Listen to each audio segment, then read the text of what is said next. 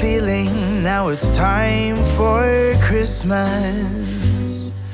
And Christmas is... Bonjour à tous, pour ce 10e jour du calendrier de l'Avent, je vous propose de réaliser des éponges lavables. Niveau matériel, le tissu vient de chez Toto Tissu et l'éponge est une vieille serviette sacrifiée. Pour les dimensions, il vous faudra des rectangles de 13 cm sur 9 cm. Pour chaque éponge, il faudra couper une fois dans le tissu Fantaisie et une fois dans l'éponge. Si cette vidéo vous plaît, n'hésitez pas à la liker et à vous abonner à la chaîne, ça fait toujours plaisir. Au niveau du tissu, j'ai choisi de l'éponge, mais vous pouvez tout à fait varier les matières. De la toile de jute pour un effet grattant, de la microfibre pour faire les poussières, etc.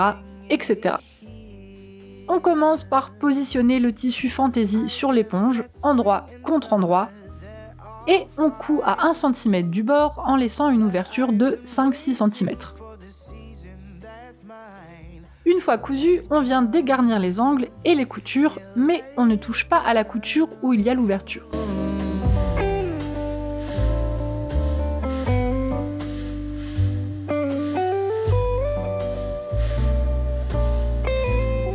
Ensuite, on retourne tout sur l'endroit et on reforme bien les 4 coins.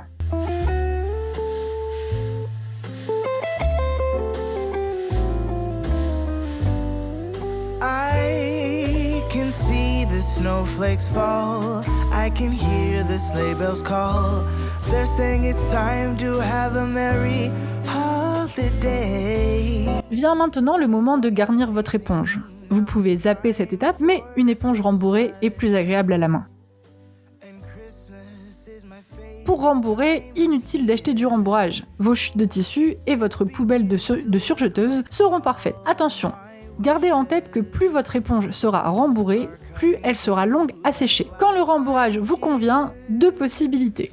Soit vous venez surpiquer votre éponge, mais attention, si elle est très épaisse, ça va être compliqué. Soit vous venez faire une couture invisible à la main. Ici, c'est l'option que j'ai choisie. Pour ce faire, on enfile une aiguille et on vient faire un nœud à l'extrémité. When it's time for Christmas, let's sing a carol and we'll... Pour la couture, on prend le bord du tissu, puis le bord d'en face, et ainsi de suite jusqu'au bout. L'éponge étant destinée à être passée très régulièrement en machine, je vous conseille de faire un point assez serré. Carol and we'll bring it.